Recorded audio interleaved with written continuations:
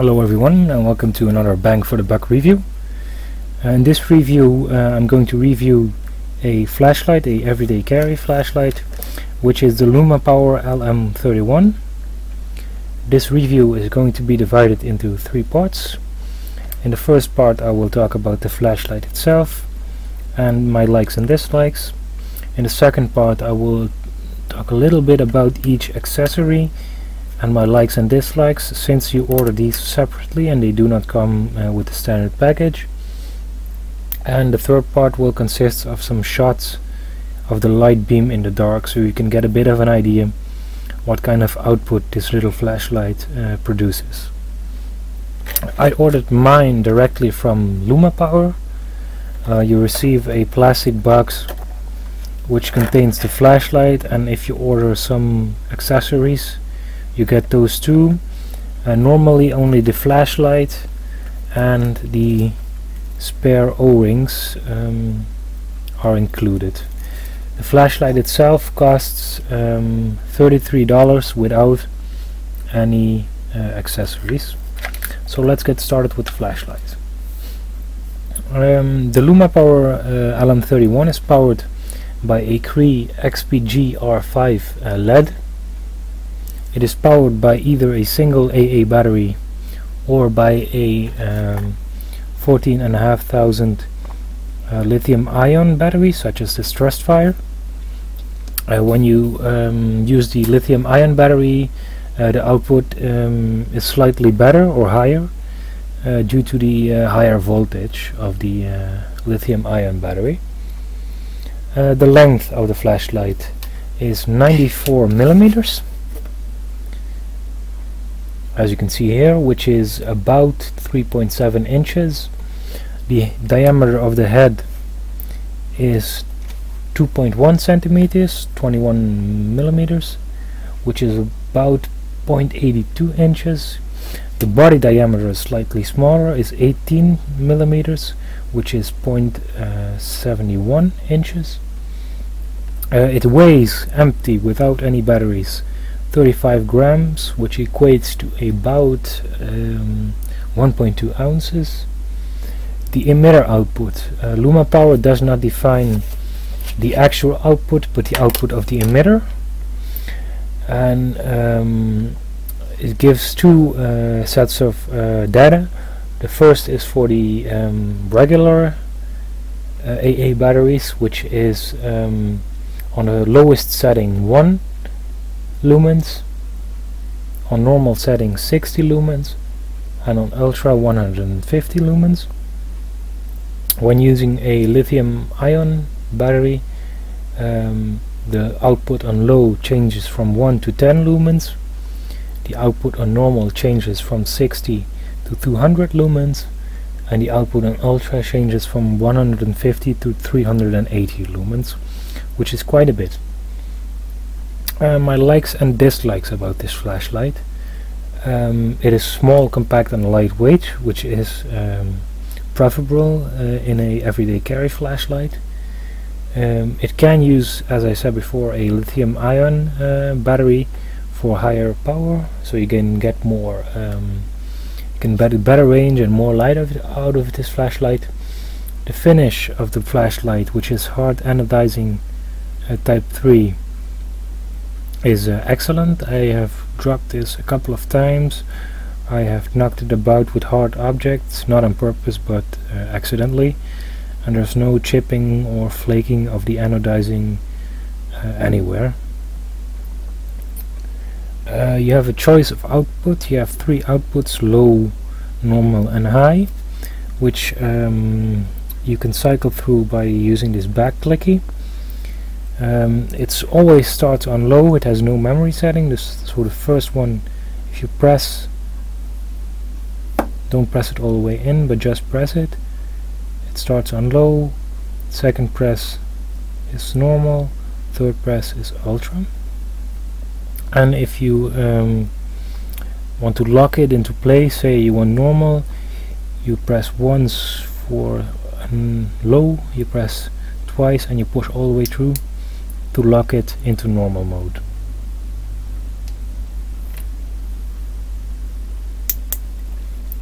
So it has a tail cap, a clicky button. It can also stand on the tail, which is handy if you're looking for a camping flashlight or something in to use as a night light or something like that. I only have one sorry, I only have one dislike of this flashlight, but I don't really know if this is normal for a flashlight. But if you remove the battery, you can actually hear the glass rattle inside of the head, as you can see. I don't know if you guys can hear this, but this disappears when you put in a battery and unscrew the body all the way closed. There's no rattling whatsoever now. So that is my only dislike. As I said, maybe it's normal. When I first took the battery out and I heard this rattling, it scared me a bit because I thought my flashlight was broke. But once you put in the battery, it securely locks into place. There's no wiggling room in the glass anymore. So that was my only dislike, which isn't really an issue.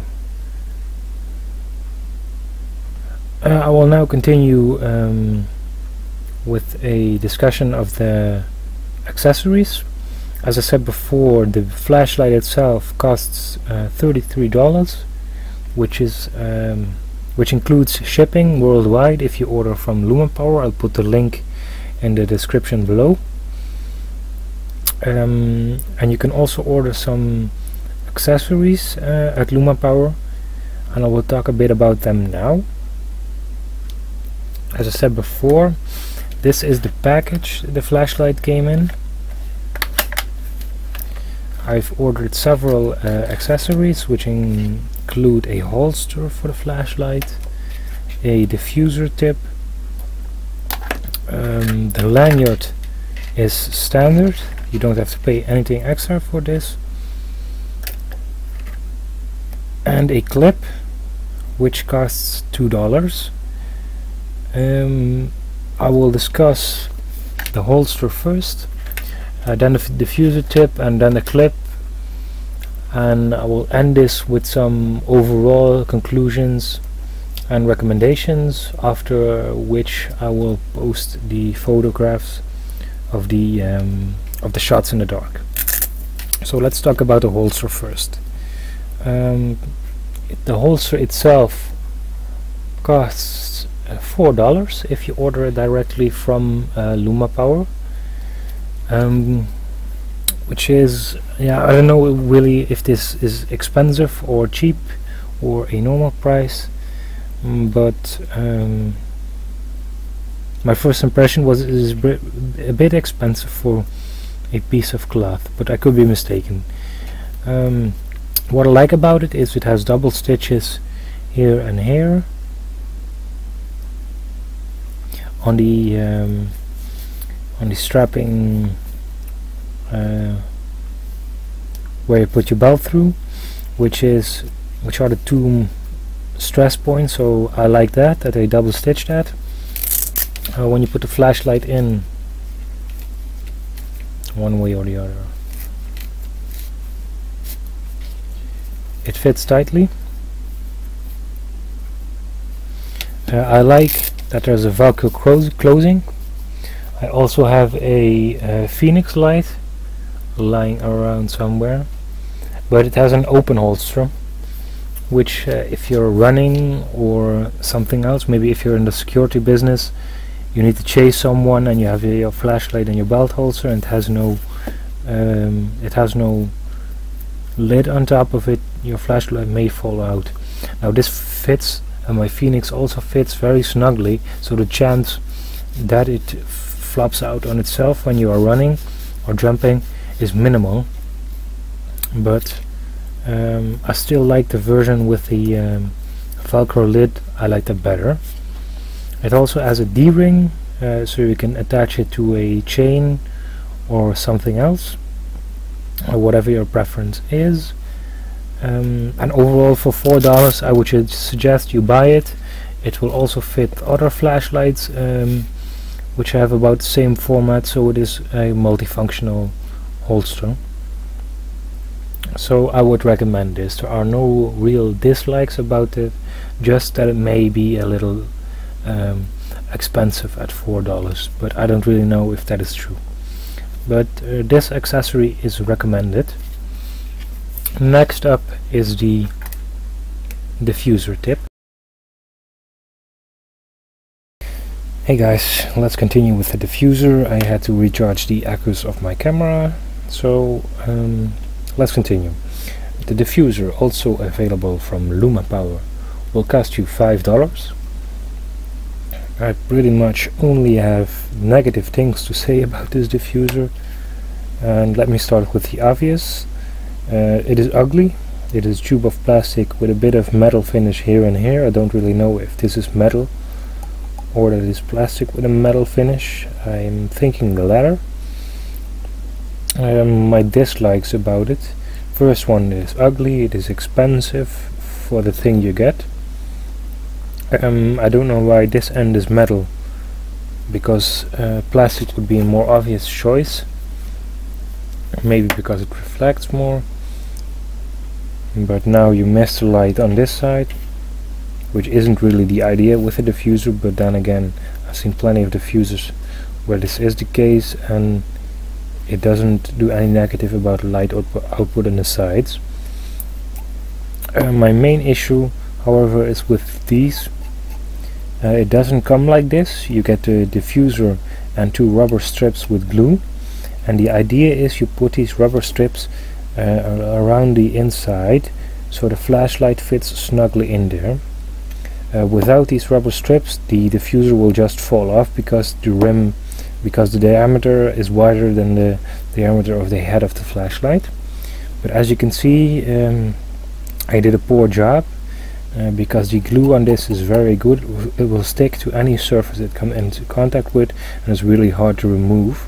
So getting these into place is very hard, and I would recommend that Lumapower either make this the right size diameter so it fits snugly from the start, or that they do this themselves, because this is just a very, very poor idea. I'm going to cut this away with a knife, but I think it is just too much work, and a manufacturer should do this, not the client, not the consumer. So overall, this is not recommended. I would recommend you buy another diffuser, maybe from Phoenix or something else, but not this. Last accessory I'm going to talk about is the pocket clip. It's probably made of steel, has a black finish, costs $2. As you can see, it is a clip on, but very securely. It takes a lot of force to put on or to remove, and is almost as secure as a screw-on clip. It's really hard to take off, as I said before, and it's just handy for several things. Maybe if you're using the flashlight, you need both hands. You can put it on your pants pocket or your shirt pocket for a short period of time. I mainly use this because I keep this flashlight in a pocket organizer, and a clip makes sure it stays in one place and doesn't rattle around too much.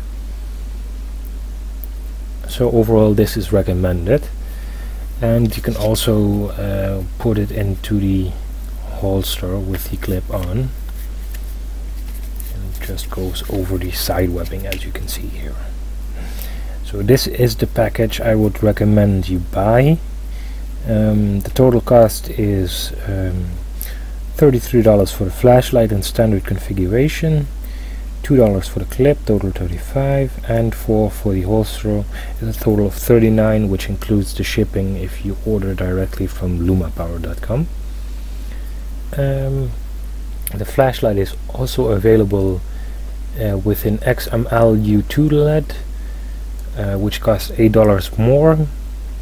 I believe that is a whiter light LED, but since I don't have it, I can't really advise if that is if that is advisable or not.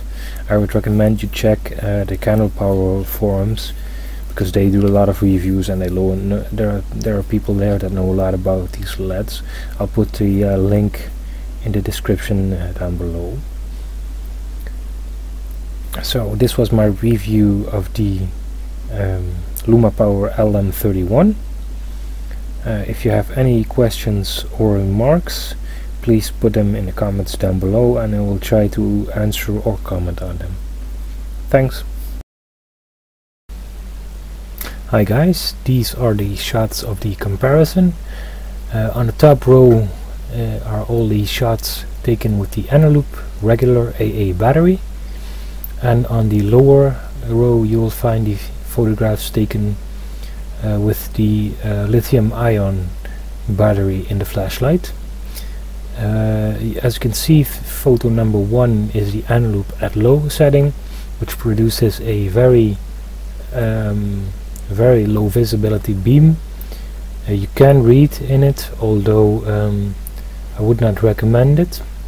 As you can see, the low output when using the lithium-ion battery is much more, as you can see in photograph 4.